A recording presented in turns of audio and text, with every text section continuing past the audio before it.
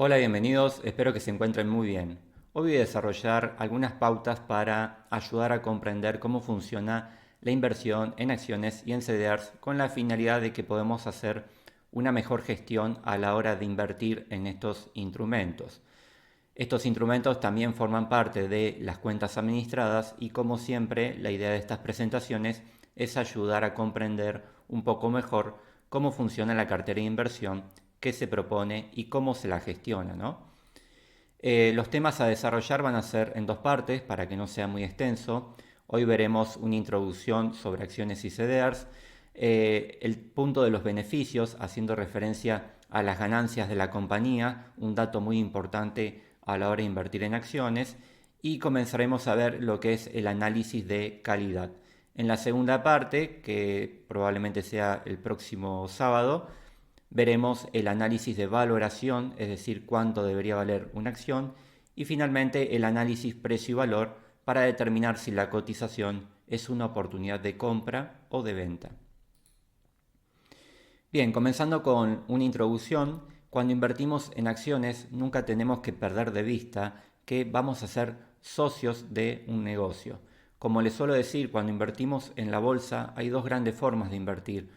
Como prestamistas, a través del mercado de bonos, prestamos nuestros ahorros a cambio de intereses, o bien siendo socios de negocios, ¿sí? Donde lo importante aquí va a ser en qué tipo de negocios vamos a invertir y si esos negocios pueden crecer a través del tiempo. Esto es clave para que nuestro capital se pueda incrementar.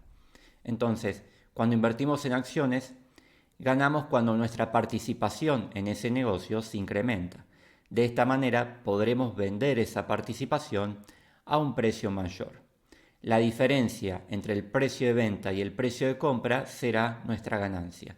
Mientras que cuando invertimos con un bono, nuestra ganancia son los intereses que cobramos, cuando invertimos en acciones, la ganancia surge en el momento de la venta, siempre y cuando esa venta sea un precio mayor al precio de compra. Por eso tenemos que ser socios en negocios que a través del tiempo puedan crecer. Y muy importante, la maduración de un negocio lleva años. No perdamos de vista que somos socios de una empresa. Las empresas no crecen en unos pocos días, ¿sí? Por esto, la inversión en acciones es una inversión por naturaleza a largo plazo, ¿sí? Personalmente sugiero a las cuentas asesoradas que cuando coloquen dinero en acciones se hagan una idea de un plazo mínimo de 5 años, ¿sí? Bien, cuando analizamos acciones, debemos ponernos en los zapatos de alguien que va a ser dueño de un negocio, ¿sí? Abordar la inversión en acciones como un dueño de negocio nos va a ayudar a razonar más acertadamente cuando estemos invirtiendo en acciones. Para comprender cómo funciona una acción, tenemos que comprender cómo funciona un negocio, ¿sí? Por eso, invertir en acciones es mucho más complejo que invertir en bonos. Pero si nos mentalizamos que cuando compramos una acción equivale a ir a comprar un negocio, vamos a tener una perspectiva más acertada a la hora de tratar de analizar la inversión. Por ejemplo, por hacer una analogía, porque invertir en una acción es como ir a comprar un negocio en la economía real. Si tuvieras que comprar un kiosco en tu ciudad, supongamos que tienes un capital y en lugar de invertirlo en la bolsa, quieres invertirlo en la economía real comprando un negocio, comprando un emprendimiento que ya esté en marcha. Entonces, si tuvieras que comprar, por ejemplo, un kiosco en tu ciudad, ¿qué miramos? ¿Qué analizarías? ¿Sí? Por ahí empieza el ejercicio de análisis de acciones.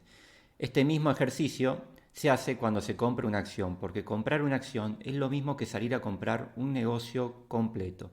Es exactamente el mismo análisis. Si queremos entender las acciones, tenemos que comprender que hay que hacer un ejercicio que nos permita comprender el negocio de esa empresa que emite acciones. Otra aclaración que quiero hacer en esta introducción es que si bien vamos a hablar de acciones en general, podemos encontrar distintas denominaciones. Por ejemplo, en la cartera de las cuentas administradas se utiliza mucho el CDR. CDR significa Certificado de Depósito Argentino. Es una acción, pero es un instrumento que permite invertir en acciones de empresas extranjera, es decir, empresas que estén fuera de Argentina. Y esa inversión la podemos hacer desde una cuenta local radicada en Argentina. Es decir, si queremos comprar una acción norteamericana, no es necesario tener una cuenta en Norteamérica. Comprando el CDR podemos comprar la acción norteamericana desde una cuenta local radicada en Argentina. Por ende, los costos son mucho menores y es más práctico. Por el contrario, hay otra denominación que habrán escuchado que es ADR, Recibo de Depósito Americano. Es la inversa del CDR. Es un instrumento que permite invertir en acciones argentinas a un ciudadano de Estados Unidos utilizando una cuenta local que esté radicada en Estados Unidos. Es decir, un estadounidense que quiere invertir en una acción extranjera radicada en Argentina puede hacerlo a través de un ADR, sin tener que abrir una cuenta en Argentina. Entonces, conclusión, estos instrumentos nos evitan tener que abrir una cuenta en el país donde se encuentra el mercado donde la acción está cotizando, ¿sí? El punto central a no perder de vista cuando se invierte en acciones es que las acciones son una participación en los beneficios, es decir, en las ganancias de las compañías. Cuando invertimos en acciones a largo plazo utilizando análisis fundamental, todo el tiempo estamos mirando las ganancias de las compañías en las cuales somos socios, lo cual es lógico. Si uno va a participar de un negocio, se supone que va a participar de ese negocio porque gana dinero o ese dinero lo ganará en el futuro, ¿sí? No tendría lógica participar en un negocio que está en decadencia. Cuando los beneficios incrementan, el capital de la compañía se incrementa y por ende nuestra participación. Una vez que la compañía obtiene ganancias, si hace un buen uso de esas ganancias, puede expandir su capital productivo, puede comprar nuevos negocios, puede recomprar sus propias acciones, puede hacer reservas de efectivo. Todo eso contribuye a incrementar el capital total de la compañía y por ende nuestra participación en ese negocio se hace mayor, crece, como vamos a ver ahora con unos ejemplos numéricos. Por esto decimos que somos socios, ¿sí? Por esto se propone un plazo de al menos de 5 años como prudente para invertir en acciones y venderemos antes de los 5 años en casos excepcionales. Por ejemplo, si la acción queda sobrevalorada, es decir, la cotización crece a una velocidad muy por encima al ritmo del crecimiento de las ganancias, eso es una sobrevaloración y ahí sí se va a justificar vender antes la acción, tomar ganancias, o bien porque el negocio se está deteriorando a nivel fundamental, es decir, ha comenzado a decrecer porque le apareció un nuevo competidor, porque tuvo problemas y ha perdido participación de mercado, por lo tanto el capital dejó de crecer y comenzó a estancarse o a decrecer. En ese caso hay un problema en los fundamentos y ahí sí puede ser prudente vender la inversión para buscar un nuevo negocio. Bien, continuando con la idea central de que las acciones son una participación en los beneficios, es decir, en las ganancias de la compañía, vamos a ver un ejemplo numérico sencillo.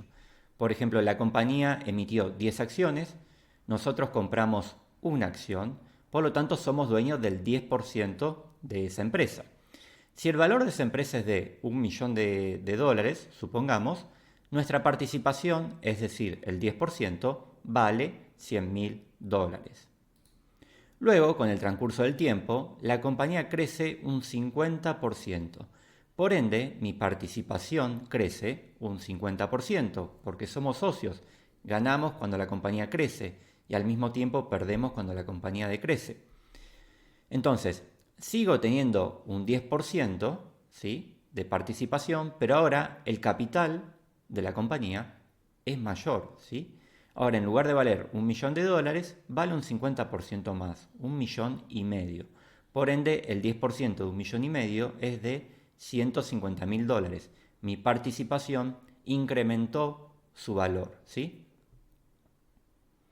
Pasando en limpio, la participación mía como accionista es siempre del 10%, pero el capital incrementó su valor, por ende el valor de mi participación se incrementa, como vemos acá en el ejemplo numérico.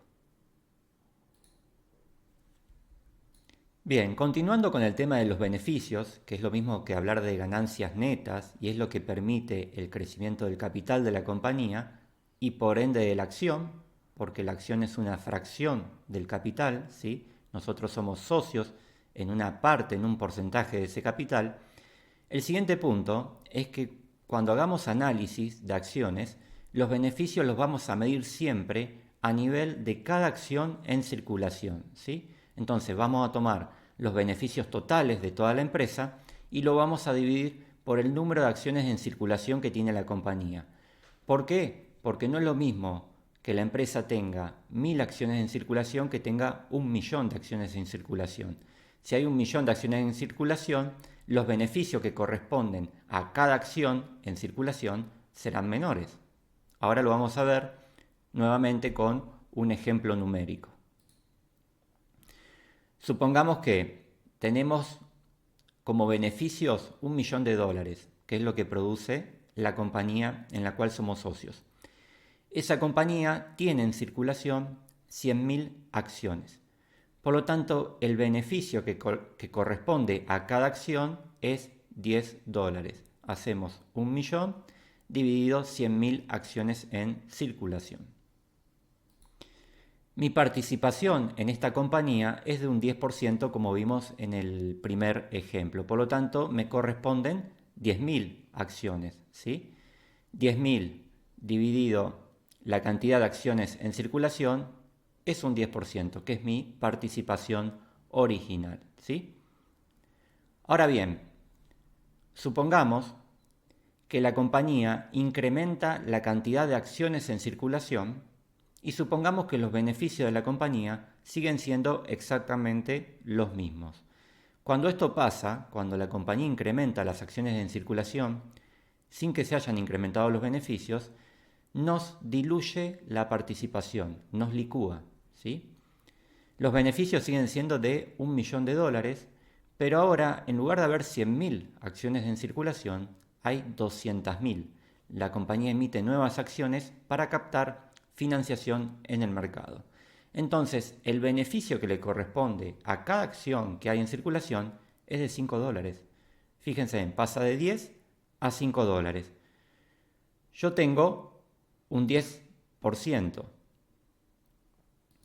Disculpen, originariamente yo era dueño de un 10%, ¿sí? Pero ¿qué pasa? Esas 10.000 acciones que tengo ahora representan el 5% de la compañía, porque ahora la compañía tiene 200.000 acciones en circulación. 10.000 dividido 200.000, mi participación cayó a un 5%, ¿sí? 10.000 dividido 200.000. Vamos de nuevo, yo originariamente tenía 10.000 acciones, que sobre un total de 100.000 representa una participación de un 10%.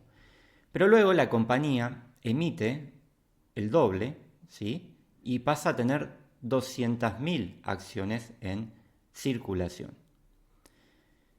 Esas 10.000 acciones sobre un total de 200.000 acciones en circulación pasan a representar solo un 5%. Es decir, de ser dueño de un 10%, ahora soy dueño de solo un 5%. La compañía ha diluido la participación que tenemos en ese negocio y los beneficios que tenemos a nivel de cada acción pasó de ser de $10 a $5. Hay más accionistas repartiéndose la misma empresa, por ende nuestra participación se achica.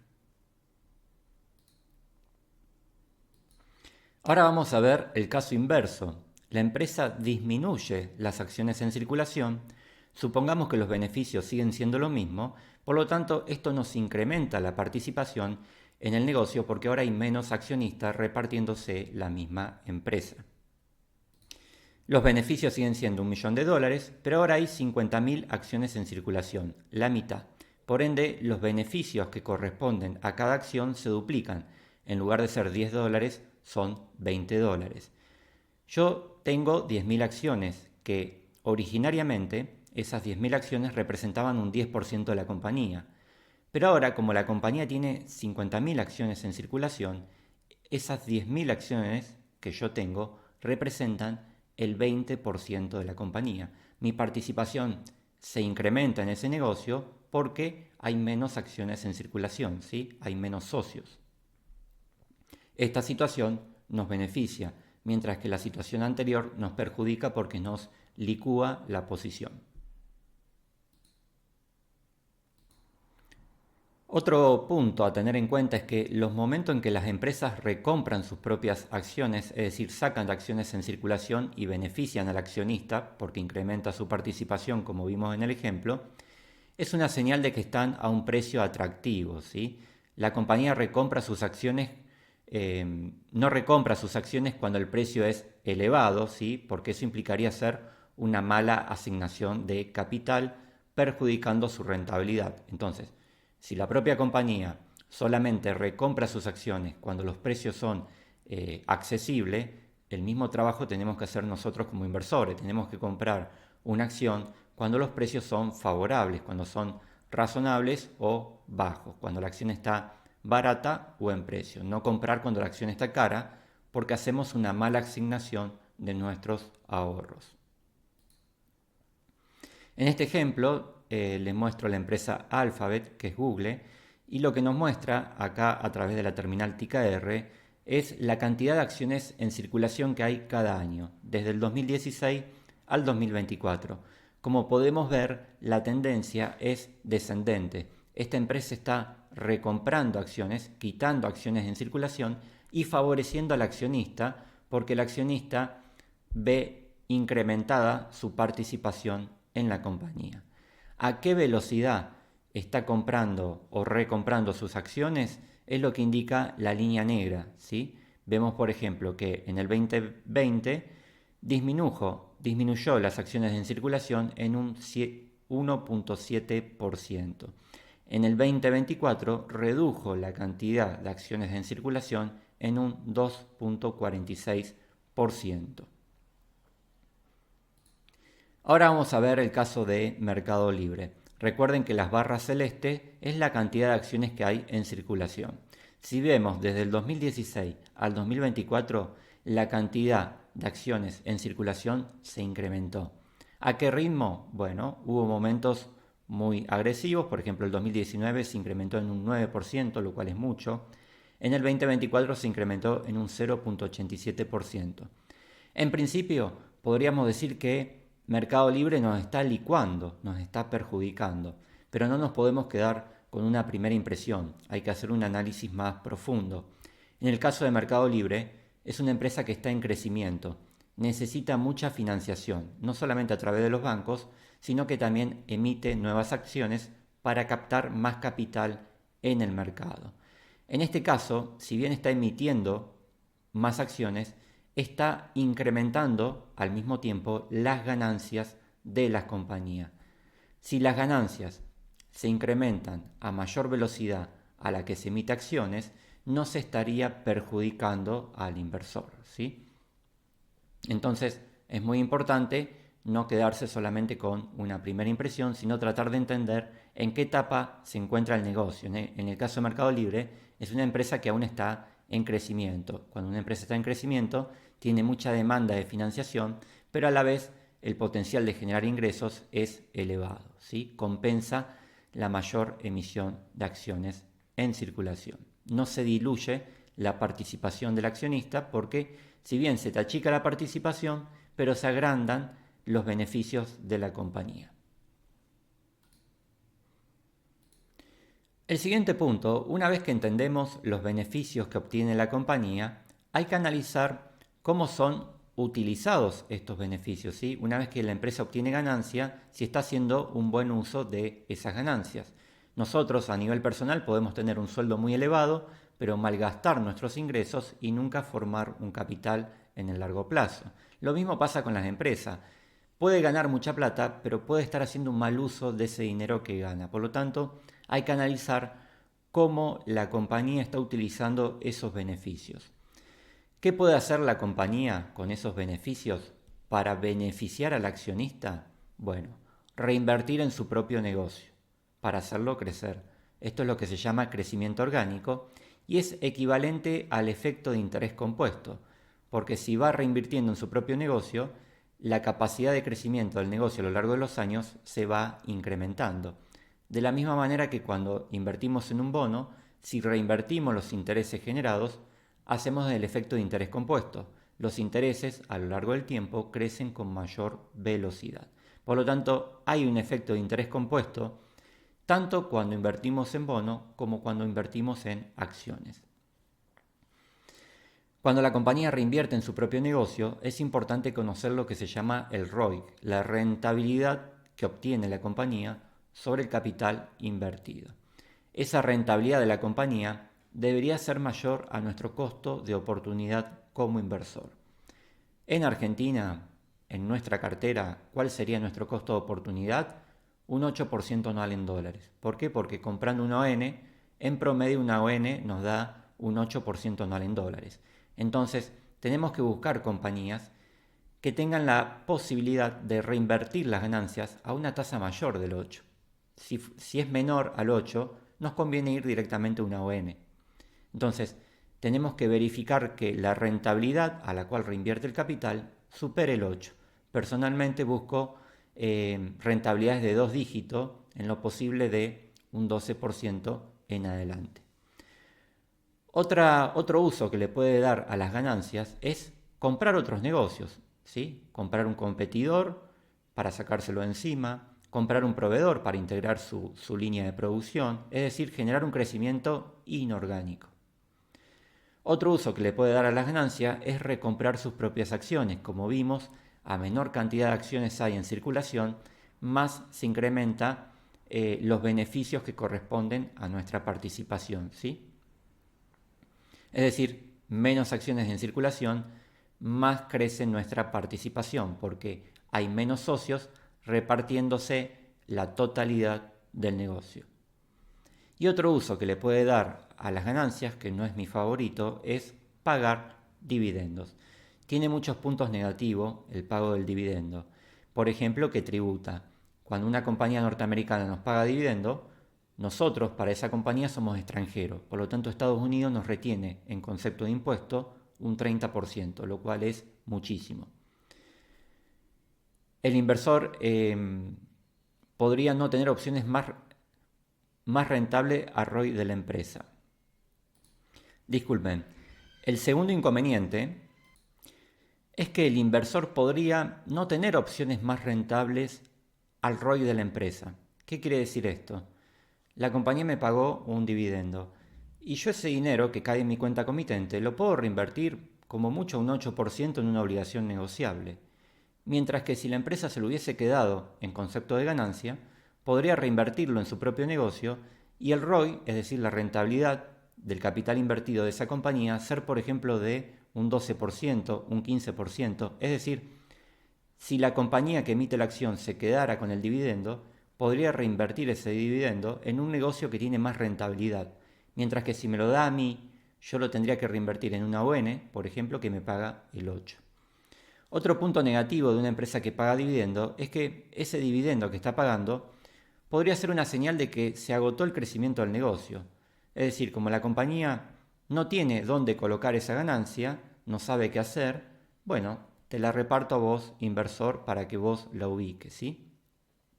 Por lo general, una compañía que está en plena fase de crecimiento, como un mercado libre, no te paga dividendo. En la medida que una compañía va madurando, que su crecimiento se va enlenteciendo, ya no tiene tantas necesidades de tener capital para reinvertir, por lo tanto comienza a pagar dividendos, ¿sí?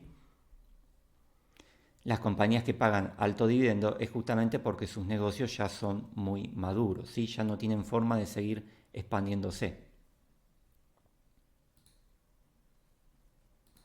Bien, otro punto muy importante en torno a los beneficios es verificar si el beneficio por acción está en crecimiento, si va creciendo a lo largo de los años y a qué velocidad crece, ¿sí? Hasta acá hemos dicho que, bueno, los beneficios los medimos a nivel de cada acción justamente por esto de que si la compañía emite más acciones, los beneficios por acción disminuyen, ¿sí? Entonces, siempre estamos haciendo todos los análisis mirando lo que se llama el BPA, beneficio por acción, o sus siglas en inglés es EPS, ¿sí? Entonces, nuevamente acá le traigo una gráfica de TKR, nuevamente siguiendo con el ejemplo de Alphabet, que es Google. Aquí vemos la evolución del BPA, beneficio por acción, desde el año 2016 proyectado hasta el 2029. Podemos ver que la tendencia es claramente creciente, ¿sí? Por lo tanto esto es positivo, porque si los beneficios crecen, nuevamente el capital crece. Si el capital crece, nuestra participación como socio va a crecer, las acciones van a valer más a futuro y vamos a poderla vender a mayor precio, que es lo que buscamos al final del día. Ahora, ¿a qué velocidad están creciendo esos beneficios? Cuando invierto en acciones, tengo que mirar siempre los beneficios futuros, no los beneficios pasados. Entonces, estamos en el 2025, este año los beneficios van a crecer a una velocidad de casi el 12%, ¿sí? Que es un poco lo que busco. Les comenté que si los beneficios crecieran a un 5% y no me es tan atractivo, porque yo ese dinero lo coloco en una ON que crece al 8%, ¿sí? Pero en este caso los beneficios crecen casi al 12% y están creciendo al 12% sin asumir el riesgo argentino, porque esto es una empresa que está radicada en Estados Unidos. Ese es otro punto muy importante. Cuando invierto en una ON, estoy asumiendo riesgo argentino, que es muy elevado en comparación a invertir en Estados Unidos. Luego vemos que en el 2026 se acelera el crecimiento a casi el 14%, 2027 16% y 2028 y 2029 se sostiene en torno al 16%, 2029 cae un poco al 15%. No obstante, son rentabilidades elevadas, muy por encima de una obligación negociable y sin asumir el riesgo argentino. Aquí traigo otro ejemplo, pero en este caso de la empresa Coca-Cola, que es una empresa mucho más madura de consumo básico, donde la capacidad de crecimiento es mucho más acotada porque Coca-Cola ya se ha expandido en todos los mercados en que podía expandirse y crece en la medida que crece la población, ¿no? Vemos que en 2025 los beneficios solo van a crecer un 2,8% y luego, bueno, tienen una buena proyección, pero en torno al 7 u 8%, ¿sí? Inferior al crecimiento de Google, similar al crecimiento de una ON, con la salvedad de que Coca-Cola no tiene el riesgo argentino, ¿sí? Me puede dar la misma rentabilidad, pero asumo menos riesgo, ¿sí? Otro análisis que podemos hacer sobre las ganancias, además de verificar si crecen y a qué velocidad crecen, es verificar cómo se componen los beneficios de la compañía. Esto para ir un poco más en profundidad y comprender mejor el negocio en el cual se invierte. Mientras mejor comprensión tengamos del negocio, más convicción vamos a tener a la hora de tomar decisiones de inversión, ¿sí? Verificar si depende de una sola fuente de ingresos o más de una fuente de ingresos, es decir, si la compañía tiene varias unidades de negocio, si está diversificada internamente, eso es mejor que si todos los ingresos dependen de un solo negocio, ¿sí? Y esto es muy importante, comprender cómo gana dinero la compañía nos permite comprender qué noticias son relevantes para esa compañía.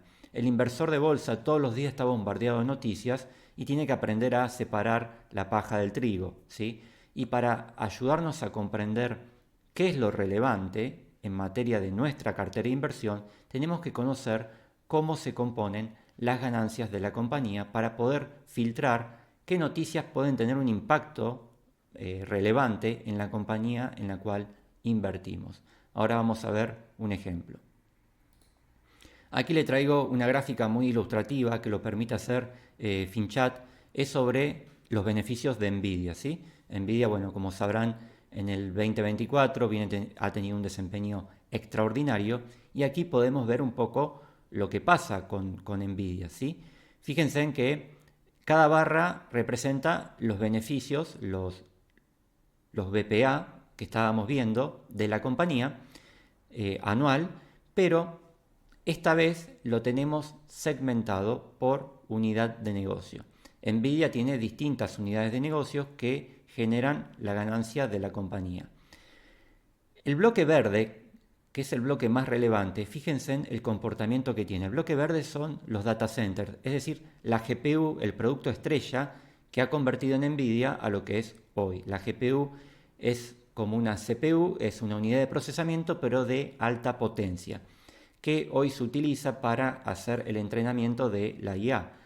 Se utiliza una gran cantidad de datos, esos datos deben ser procesados, para ser procesados se requiere de un gran poder de cómputo, y ese poder de cómputo lo provee la GPU de NVIDIA. Fíjense, en el 2021 el negocio de la GPU era un negocio más dentro de NVIDIA, ¿sí? Era más importante el negocio de gaming. NVIDIA produce originalmente placas gráficas, placas aceleradoras de 3D que se utiliza para el mundo de los videojuegos, ¿sí? Vos instalás una placa de NVIDIA y los videojuegos se ven mucho más lindos, ¿sí? Se necesita poder gráfico. Y la GPU era otra unidad de negocio importante, pero estaba a la par de las placas gráficas, del gaming. En la medida que pasó los años, el crecimiento de las GPU a nivel de ganancias dentro del total de la compañía fue descomunal. Fíjense, en el 2024 pasa a ser prácticamente todo el negocio de NVIDIA, y en el 2025 lo que es la ganancia proyectada para el 2025 por parte de la GPU nuevamente es descomunal. Por eso estamos viendo un crecimiento en cotizaciones tan acelerado en NVIDIA. Entonces, como le decía, comprender cómo se componen las ganancias nos ayudan a entender qué noticias son relevantes. Supongamos que sale una noticia negativa sobre la placa gráfica, es decir, el bloque azul de NVIDIA. AMD desarrolló una mejor placa gráfica que NVIDIA. Bueno, en principio sí es algo negativo, pero el negocio de las placas gráficas representa solo una fracción pequeña en el total de las ganancias de la compañía. Lamentablemente aquí no traje el gráfico en valores porcentuales. Ahora, si sale una noticia negativa respecto a la GPU de NVIDIA, es muy preocupante para NVIDIA porque este negocio, la GPU, está representando más del 80% de las ganancias de la compañía. Por eso el evento DeepSeek fue tan negativo para NVIDIA, porque hoy NVIDIA, más del 80% de sus ganancias, viéndolo a ojo, la genera la GPU, justamente. Entonces, conocer cómo la empresa gana dinero nos ayuda a comprender qué noticias son relevantes para la compañía. Otra forma en la que me gusta segmentar las ganancias de la compañía es por área geográfica. Aquí sí bajé el gráfico con valores porcentuales, y que miro puntualmente es si la empresa vende en China, por dos razones. La participación en China es el bloque violeta, ¿sí? Vemos que a través de los años, hasta el 2025, se ha reducido la cantidad de placas que vende NVIDIA en China. ¿Por qué veo la participación en China? Primero porque vender en China tiene un lado muy positivo, que China es una economía muy grande, en crecimiento, por lo tanto le permite a la empresa acceder a un mercado muy jugoso, ¿sí? Pero por otro lado tiene un punto negativo, ¿sí? Si la empresa vende mucho en China, tenemos que considerar el tema de la política, de la geopolítica.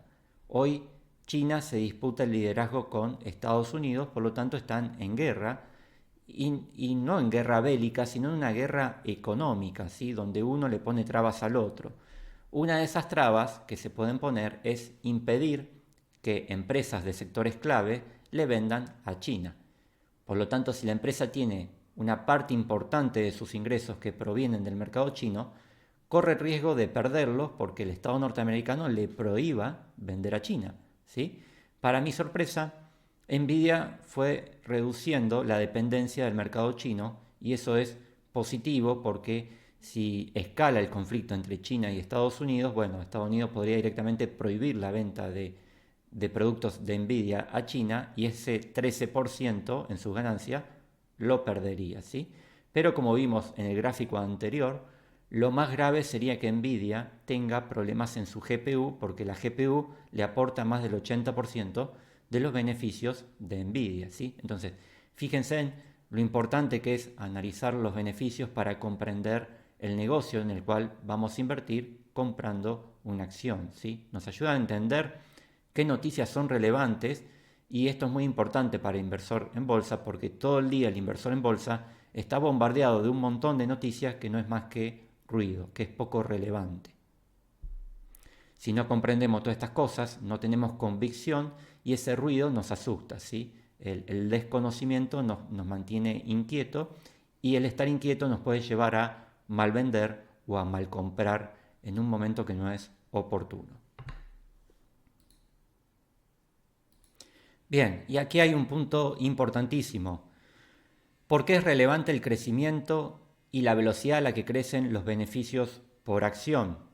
Porque el precio o cotización, eso que vemos todos los días en la pantalla del broker, en el largo plazo sigue la evolución de los beneficios por acción. Entonces, si sabemos cómo se comportan a futuro los beneficios por acción, es decir, si están creciendo y a qué velocidad crecen, podemos saber hacia dónde va el precio de la acción en el futuro. Este es uno de los gráficos más relevantes y más potente que podemos ver respecto a una acción. También está armado con la plataforma TKR. Seguimos con el ejemplo de Alphabet, es decir, Google. La línea negra es la evolución de las ganancias por acción, ¿sí? Fíjense en que son barras rectas porque se publican de manera trimestral. Trimestralmente las compañías presentan los estados contables y ahí se ve cómo evolucionan las ganancias por acción, si están cumpliendo las metas de crecimiento o si están teniendo dificultades. Si están teniendo dificultades, bueno, ¿qué está haciendo la empresa para poder mitigar esas dificultades o resolverlas? Mientras que la línea celeste es el comportamiento del precio o la cotización. El precio, en el día a día, parece algo errático, impredecible, que genera incertidumbre. Sin embargo, si lo miramos a largo plazo, aquí abarcamos un periodo desde el 2016 hasta el 2025, y lo superponemos al comportamiento del BPA, del beneficio por acción, vemos que el precio sigue el rumbo del BPA, de los beneficios por acción, ¿sí? Por eso, como inversores que utilizan el análisis fundamental y que invierten a largo plazo, miramos siempre la evolución del BPA porque el precio va a seguir esa evolución, ¿sí? El precio tiende a oscilar alrededor del BPA y podemos sacar algunas otras conclusiones. Vemos que hay momentos donde el precio avanza a la misma velocidad que las ganancias. Podemos decir que las acciones no están ni cara ni barata. Pero cuando el precio crece a mayor velocidad que las ganancias, la acción podría estar sobrevalorada. Y por el contrario, cuando el precio crece o decrece a cuando el precio evoluciona a menor velocidad que las ganancias, podemos decir que la acción está infravalorada, que es una oportunidad de compra, ¿sí? Aquí vemos que en el 2022, cuando fue un mercado bajista, cuando estuvo la guerra de Ucrania y la suba de tasa de interés, la compañía siguió generando beneficios, a lo sumo se le redujeron un poco, pero los precios cayeron a mayor velocidad. Por ende, esto genera oportunidades de compra. Ahora, en el periodo 2024, que fue un gran año para Google, sin embargo, se observa que los beneficios han crecido a mayor velocidad que la cotización y por eso hemos visto a lo largo del 2024 que Google no fue un papel que quedó sobrevalorado, no quedó caro, ¿sí? A lo largo de todo el 2024 Google estuvo cotizando a un precio razonable de compra porque si bien subía la cotización, pero las ganancias subían al mismo ritmo o a un ritmo mayor, ¿sí? Entonces fíjense en todas las conclusiones que se pueden sacar analizando los gráficos y los gráficos nos ayudan a interpretar los datos de una manera mucho más amigable. Lo que vemos en esta gráfica es que en el corto plazo los sentimientos es lo que mueve la cotización de las acciones. Por eso que en el corto plazo pronosticar qué va a ser la cotización de una acción es muy difícil porque está manipulada por el sentimiento. Si el mercado está contento, optimista, compra. Cuando compra sube el precio de las acciones. Si el mercado está negativo, con incertidumbre, vende. Cuando vende baja el precio de las acciones. Todo el tiempo el mercado, es decir, a nosotros nos bombardea con noticias y esas noticias nos generan ciertas emociones y si no estamos muy entrenados podemos estar operando en base a emociones y eso no es aconsejable, ¿sí? Tenemos que operar con fundamento para ser lo más racional posible. Pero en el largo plazo la cotización se mueve al ritmo de las ganancias. Por eso en toda esta presentación estuvimos hablando una y otra vez de las ganancias del negocio en el cual estamos invirtiendo. Bien, antes de continuar, para aquellos que no me conocen, soy Santiago Griffin, soy contador y administración de empresas y me especializo en administrar carteras de inversión. A aquellos que necesiten ayuda para gestionar una cartera, les dejo mi dato de contacto y también lo pueden encontrar en la descripción de esta presentación. Otro punto, siguiendo con el tema ya de análisis de calidad, es decir, estuvimos hablando hasta recién sobre ganancias, ahora vamos a hacer el análisis de calidad, ¿sí? Es decir, qué tan bueno es el negocio en el cual estamos invirtiendo. Es decir, detectamos que gana dinero, que crece a un ritmo adecuado, pero tenemos que ver qué tan sólido es ese negocio, qué tanto aguante tiene ese negocio para ser exitoso en los próximos años. Entonces, hacemos un análisis de calidad. Cuanto más robusto sea un negocio, mayor calidad tiene. Todo esto siguiendo análisis fundamental. Entonces, lo difícil de invertir en acciones es que el crecimiento de esa acción depende de las ganancias a futuro y el futuro es incierto. La compañía hace proyecciones de ganancias que las hace pública en sus presentaciones trimestrales, pero pueden ocurrir acontecimientos que modifiquen esas proyecciones y esos acontecimientos reduzcan la ganancia o las incrementen, ¿sí? Hay sectores más tradicionales donde es más fácil hacer una proyección de ganancias a futuro. Por ejemplo, el sector del consumo básico. Un supermercado puede proyectar la evolución de sus ganancias en base al crecimiento de la población y en base al crecimiento del poder adquisitivo, ¿sí? Ahora, en el otro extremo, los sectores expuestos a cambios tecnológicos son más difíciles de gestionar, ¿sí? Porque el futuro no es tan claro, porque la tecnología cambia y cambia cada vez más rápido, ¿sí? No sabemos cómo va a ser el futuro en materia tecnológica. Cuánto va a impactar en cada industria, en los puestos de trabajo, en el consumo, en los hábitos.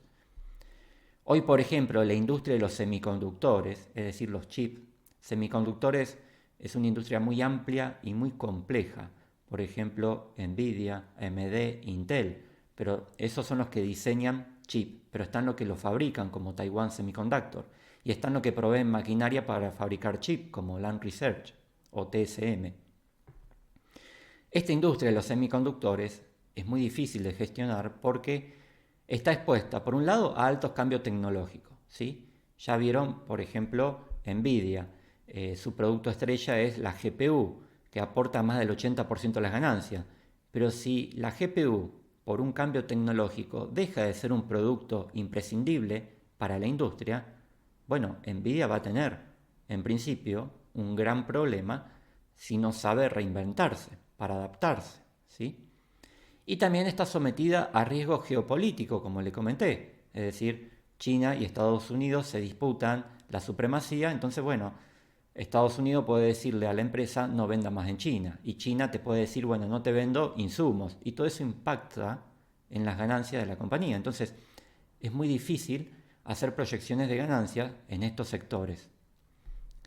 Entonces, el sector tecnológico puede expandir su mercado evitando la saturación. Esa es una ventaja porque cada innovación tecnológica abre nuevos mercados, nuevas necesidades de consumo, o mejor dicho, nuevas formas para satisfacer nuestras necesidades, ¿sí? Por lo tanto, le permite generar nueva venta. La innovación tecnológica le permite a la compañía seguir incrementando sus ventas, agregar más valor e incluso crear mercados totalmente desconocidos, ¿sí?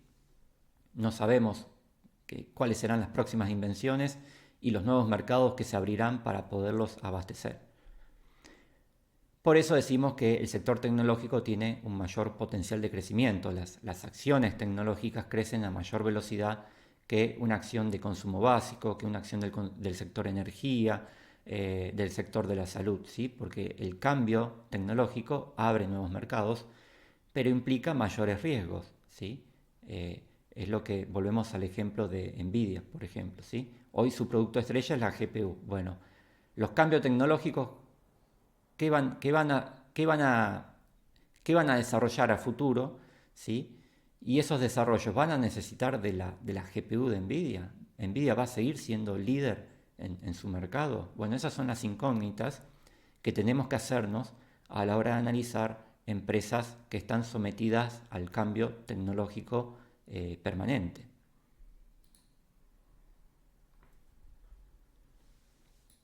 Cuando buscamos una compañía de calidad, es decir, un negocio robusto, se intenta seleccionar compañías que tengan ventajas competitivas.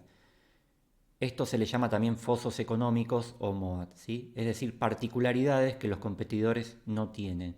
¿Por qué? Porque cuando una compañía tiene ganancias abultadas, cuando una compañía gana mucho dinero, atrae a la competencia y la competencia se quiere quedar con una porción del mercado, ¿sí? Quitarle participación.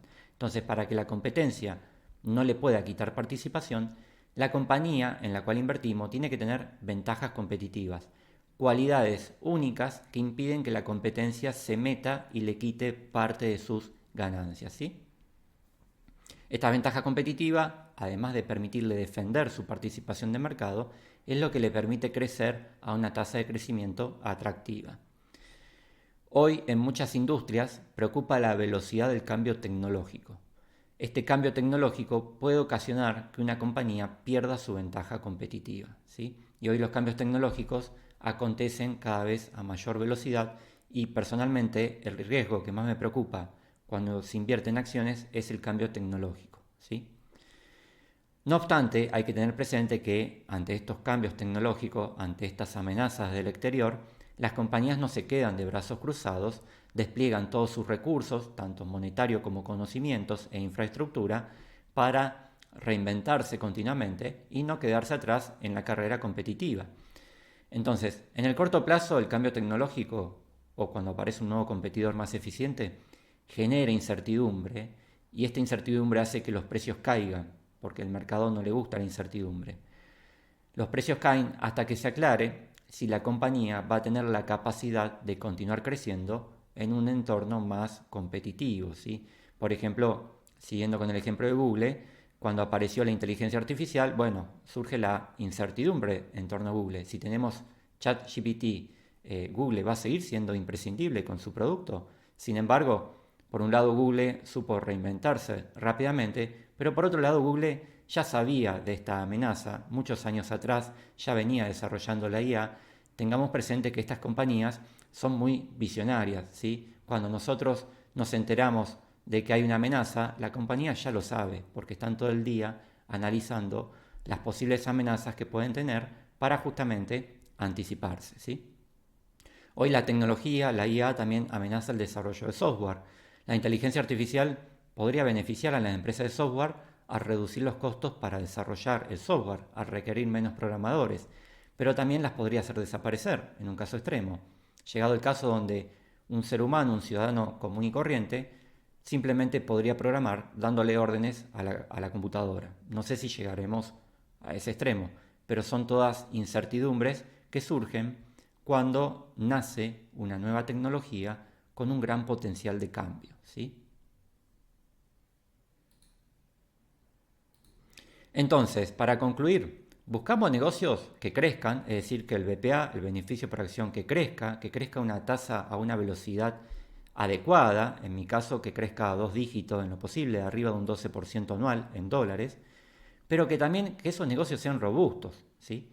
Porque si la empresa le va bien y gana dinero, atrae a la competencia. Entonces, el negocio tiene que ser robusto, tiene que tener ventajas competitivas, cualidades únicas que le permitan defenderse de su entorno, de otros competidores, de regulaciones que impongan los estados nacionales, de los cambios de hábitos de los consumidores, esto es muy importante, y de la disrupción tecnológica, de los cambios tecnológicos que cada vez son más rápidos y cada vez impactan de manera más importante.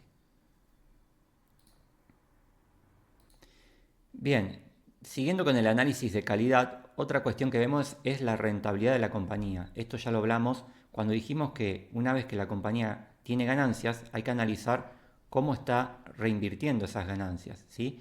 Podemos ver la rentabilidad sobre el capital invertido, ¿sí? A qué tasa de rentabilidad está reinvirtiendo las ganancias, ¿sí? ¿Qué tan eficiente es la compañía asignando sus ganancias a nuevos negocios, ¿sí? Cuanto más ganancia obtenga la compañía o menos capital necesite para obtener esas ganancias, más elevada es su rentabilidad. Aquí dijimos que si la rentabilidad de la compañía es inferior a un 8% anual en dólares, a nosotros, a inversores argentinos, nos convendría comprar una ON que pague el 8% anual en dólares. Por eso vemos la rentabilidad de la compañía para ver si esa rentabilidad es mayor a las opciones que uno tiene en su cartera, ¿sí? Por otro lado, analizar la rentabilidad pasada, ¿sí?, de los años anteriores nos ayuda a comprender qué tan bien se desempeñó la compañía en el pasado, ¿sí? La compañía todo el tiempo tiene amenazas. Para saber si la compañía va a tener éxito resolviendo esas amenazas, podemos ver qué tan bien lo hizo en el pasado. Esto es muy importante también, ¿sí? Si pudo afrontar las dificultades en el pasado con éxito, bueno, las dificultades a futuro hay altas probabilidades de que también las pueda resolver. Entonces, cuando invertimos en acciones, si bien miramos el futuro de los beneficios, si van a crecer y a qué velocidad, para ver el potencial de crecimiento que tenga la compañía y la acción, también miramos los datos pasados, porque los datos pasados no son proyecciones, son hechos, son datos concretos y nos dicen o nos cuentan qué tan bien se desempeñó la compañía en el pasado ante cada dificultad que tuvo. Aquí siguiendo con el ejemplo de Alphabet, que es Google, las barras celeste muestran el ROI, la rentabilidad sobre el capital invertido, desde el año 2008 hasta el 2024. Fíjense en que en todos los años tiene una rentabilidad de doble dígito, por encima del 12%, que es el ideal que yo busco, y tengan presente que durante todos estos años hubo noticias negativas, hubo caídas de mercado, hubo amenazas hacia Google y sin embargo Google supo hacerlo bien, ¿sí? Incluso, un dato muy importante, en la gran crisis del 2008 y 2009 tuvo rentabilidades de doble dígito, ¿sí? Entonces, la compañía es resiliente, sabe afrontar los momentos difíciles. Entonces, ¿para qué le muestro esto? Para evitar esos razonamientos tan livianos. Salió la búsqueda por IA, es el fin de Google. Caen los precios de las acciones, porque hay incertidumbre. Bueno, es cierto que es una amenaza, pero como les decía, Google no se va a quedar con los brazos cruzados. No es el primer inconveniente que Google encuentra a lo largo de su historia. Google buscará reinventarse actualmente como lo hizo en el pasado ante cada dificultad. Tiene muchos recursos e incluso ante cada dificultad puede salir fortalecida, ¿sí?, con una posición competitiva más fuerte, ¿sí? No obstante, el riesgo siempre está, el riesgo de que aparezca algo que la empresa no pueda resolver. Por eso diversificamos cuando invertimos en acciones, no ponemos todo en una sola empresa. Otros puntos que analizamos para determinar la calidad del negocio es el nivel de endeudamiento. Este endeudamiento tiene que ser bajo porque si es alto quita margen de maniobra. Si le debemos mucho al banco, el banco nos condiciona sobre qué cosas podemos hacer y qué no podemos hacer para seguir refinanciando nuestras deudas. Y en épocas de crisis, el financiamiento se encarece o bien escasea, entonces si la compañía depende mucho de la financiación, va a tener dificultades. Otro punto que miramos es el mercado donde compite la compañía. Por ejemplo, ¿el mercado está afectado por los cambios tecnológicos? Por ejemplo, difícilmente la inteligencia artificial, donde aún no sabemos cómo va a impactar en nuestra vida y en el mundo empresarial, pero difícilmente cambie la forma en que comemos una hamburguesa, ¿sí? Entonces, la IA no afecta, no amenaza tanto el negocio de McDonald's, e incluso lo puede beneficiar porque la IA es productividad, permite hacer más cosas con menos recursos, pero la IA sí puede amenazar muchas empresas tecnológicas como la industria del software, como ya hablamos. Otro punto que vemos es la intensidad de capital. ¿Cuánto capital necesita la compañía para funcionar? Si necesita invertir mucho en investigación y desarrollo para continuar siendo líder en su mercado. Cuanto menos capital necesite la compañía, más rentabilidad tendrá, ¿sí?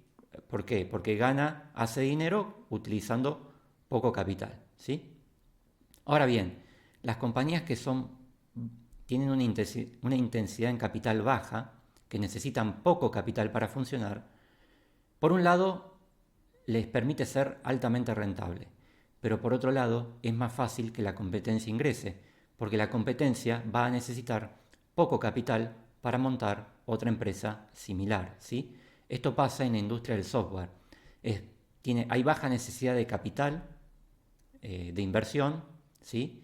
Pero depende mucho del talento humano. Entonces, la industria del software tiene alta rentabilidad porque necesita poco capital para funcionar, pero tiene que destinar muchos recursos a retener sus talentos, ¿sí? Porque justamente la empresa de software es lo que es gracias al talento creativo que tiene en el recurso humano. En cambio, competir con Amazon y se necesita de mucho capital para desarrollar toda la infraestructura logística que tiene Amazon, ¿sí? Otro análisis que podemos hacer es si depende del desarrollo de patentes exitosas. Esto pasa mucho en la industria de la medicina. Un laboratorio que invierte en investigación y desarrollo, si acierta con el medicamento ganador, ¿sí?, se hace de un montón de dinero. Pero una vez que esa patente, esa exclusividad vence, tiene que nuevamente invertir en otro desarrollo exitoso para volver a tener un producto, un medicamento exitoso que le asegure ganancias por muchos años, ¿sí? Entonces, si las ganancias de la compañía, del laboratorio, provienen de un producto patentado, cuando la patente caduque y la puedan fabricar todos los competidores, las ganancias de la compañía caerán drásticamente si la compañía no puede desarrollar otro nuevo producto para patentar, ¿sí? Fíjense en qué importantes son todos estos detalles. Bueno, otro punto es la política de dividendos. Ya algo hablé de esto. No me gusta la compañía que paga altos dividendos porque no retienen impuestos, porque es señal de que ya no puede seguir creciendo, ¿sí? Y a la vez hay que ver que si esos dividendos son elevados, pueden comprometer el desempeño de la compañía, porque la compañía hay compañías que buscan elevar sus dividendos todos los años para obtener cierto prestigio de cara al mercado, y podemos llegar a un punto donde el año que la compañía tenga pocas ganancias y quiera seguir pagando ese dividendo elevado, para pagar ese dividendo elevado, la compañía va a tomar deuda para poder cumplirles a los accionistas y no quedar mal con los accionistas. Es decir, en lugar de achicar el dividendo, ¿sí?, porque está obteniendo menos ganancias y evitar comprometer el futuro de la compañía, para no perder ese prestigio de pagar dividendos elevados y creciente, prefiere tomar deuda. Esto es algo peligroso. Analizar si está dirigida por el fundador. Las compañías que son dirigidas por fundadores suelen tener mayor desempeño a futuro porque ¿quién más comprometido que el propio fundador? Este es el caso de Meta con Zuckerberg y Meli con Marcos Galperín, Mercado Libre. También hay que analizar si está teniendo crecimiento económico en su negocio principal, ¿sí? Analizar el beneficio operativo. El BPA, el beneficio final, puede estar creciendo, pero a costa de negocios financieros. A lo mejor el negocio principal de la compañía se estancó o está decreciendo, pero la compañía muestra beneficios finales en crecimiento porque está haciendo inversiones en el mercado financiero. Esas inversiones en el mercado financiero son transitorias, ¿sí? Lo que tenemos que ver es que el BPA crezca porque crece el negocio principal de la compañía, ¿sí? Entre otros puntos, no los voy a mencionar a todos para no extenderme demasiado, pero cada inversor debería elaborar su propio checklist, su lista de puntos a verificar antes de comprar la acción de una compañía. Por eso nos centramos en unas pocas compañías, porque el análisis que hay que hacer es bastante extenso. Bueno, esto fue todo hasta aquí. Hasta aquí fue la primera parte. El próximo sábado haremos la segunda parte para que no sea tan tedioso. Nuevamente les dejo mis datos de contacto y como siempre les agradezco por su tiempo. Nos vemos en la próxima presentación.